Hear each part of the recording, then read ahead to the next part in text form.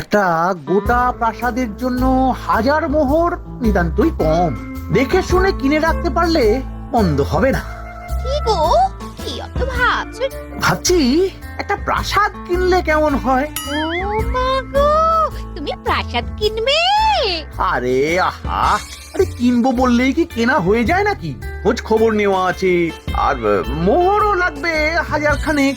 সে আর এমন কথা কি, 1000 মোহর নেই তোমার কাছে? আছে, কিন্তু অতগুলো মোহর একসাথে বার হয়ে যাবে, তাই ভাবছিলাম আর কি। তেমন হলে রাজা মশাইকেই বলো। হ্যাঁ, একই মহারাজ সংকটের মধ্যে আছেন। হ্যালো ভিউয়ার্স, কেমন আছো সকলে? আশা করছি সবাই ভালো আছো। আমিও ভালো আছি। আজকে একটা নতুন ভিডিও নিয়ে আসলাম। অনেক দিন ধরে লক্ষ্য করছি যে গোপাল ভাঁড়ের কার্টুনটা সবাই মোটামুটি দেখতে পছন্দ করছে।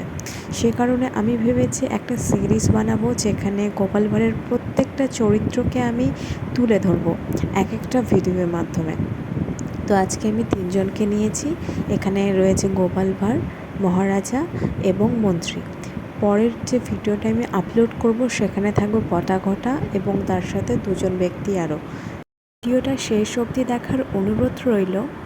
আশা করছি তোমরা সবাই ভিডিওটি লাইক করবে, কমেন্ট করবে এবং পারলে শেয়ার করবে। আর যদি আমার চ্যানেলটা ভালো লাগে তাহলে সাবস্ক্রাইব করে দেবে। Thank you. করে যান। তোমার কথা শুনে একটু যেন ভরসা পাচ্ছি গোপাল। ভাববেন না মহারাজ, সব ঠিক হয়ে যাবে। এই যে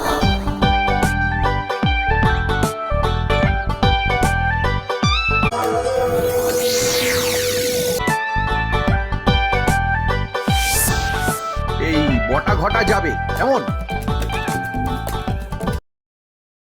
হ্যাঁ হ্যাঁ, এসো এসো। মহারাজ, নবাব এই পত্রে কি লিখেছেন? সর্বনাশ! ব্যাস এইটুকু? আরে এটা কে রে? দূর হতভাগা, এতটুকু কখনো কোনো চিঠিতে লেখা থাকতে পারে? তবে নবাব লিখেছেন যে তার নাকি একটা বিড়াল চাই, আর সেই বিড়ালটার চরিত্র যেন নবাবের মতোই প্রতাপশালী, রাগী, তেজি, বুদ্ধিমান আর ক্ষমতা সম্পন্ন হওয়া চাই। তাহলে মহারাজ, এমন বিড়াল আপনি কোথায় খুঁজবেন? সেটাই তো সেনাপতি। তাও আবার 3 দিনের মধ্যে। যদি আমি এই বিড়াল নিয়ে মুর্শিদাবাদে না যাই, তাহলে তাহলে নবাব আমার কাছ থেকে 3 বছরের কাজটা একসাথে আদায় করবেন বলেছেন। হতচ্ছাড়া বেয়াদব! এই সব হয়েছে তোমার জন্য।